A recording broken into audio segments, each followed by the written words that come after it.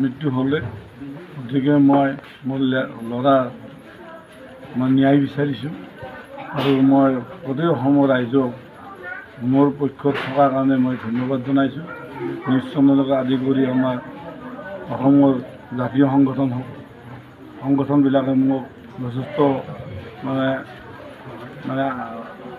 চিকিৎসালয়ত আহিও সহায় কৰিছে, মই সমভাগী হৈছে, তেখেতক সকলোকে মই ধন্যবাদ জনাইছোঁ। মই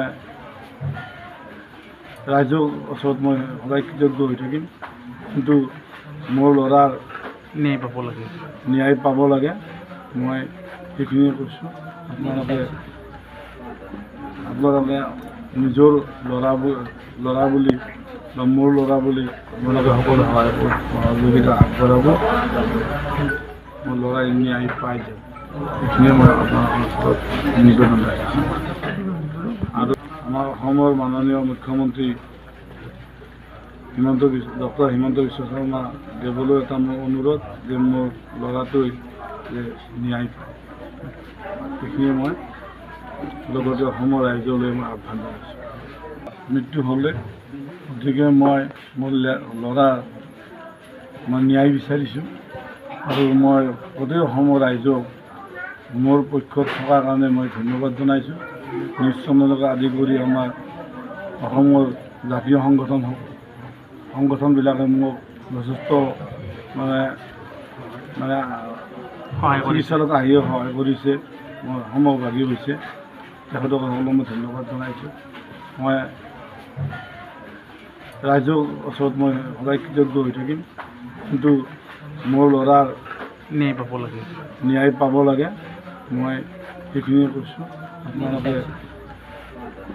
আপোনালোকে নিজৰ ল'ৰা বুলি বা মোৰ ল'ৰা বুলি আপোনালোকে সকলো সহযোগিতা আগবঢ়াব, মোৰ ল'ৰাই ন্যায় পাই যাব, সেইখিনিয়ে মই আপোনালোকৰ ওচৰত নিবেদন ৰাখিছোঁ। আৰু আমাৰ অসমৰ মাননীয় মুখ্যমন্ত্ৰী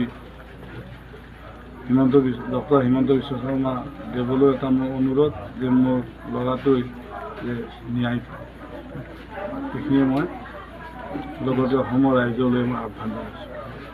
মৃত্যু হ'লে গতিকে মই মোৰ ল'ৰাৰ মই ন্যায় বিচাৰিছোঁ আৰু মই গোটেই অসমৰ ৰাইজক মোৰ পক্ষত থকাৰ কাৰণে মই ধন্যবাদ জনাইছোঁ। নিউজ চেনেলকে আদি কৰি আমাৰ অসমৰ জাতীয় সংগঠনবিলাকে মোক যথেষ্ট চিকিৎসালয়ত আহিও সহায় কৰিছে, মই সমভাগী হৈছে, তেখেতক সকলোকে মই ধন্যবাদ জনাইছোঁ। মই ৰাইজৰ ওচৰত মই সদায় কৃতজ্ঞ হৈ থাকিম, কিন্তু মোৰ ল'ৰাৰ ন্যায় পাব লাগে, মই সেইখিনিয়ে কৈছোঁ। আপোনালোকে